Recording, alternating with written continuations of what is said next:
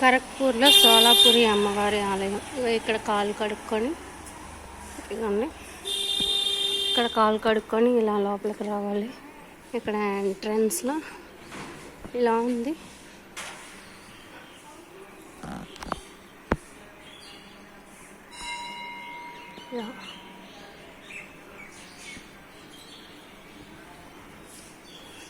ఇదే నేను first time రావటం ఈ గుడికి. Kharagpur second time.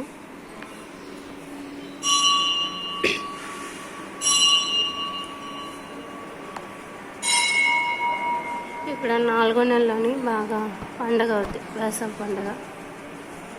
మన ఆంధ్రాలో సమ్మర్లో వేసవి పండుగ అవుతుంది.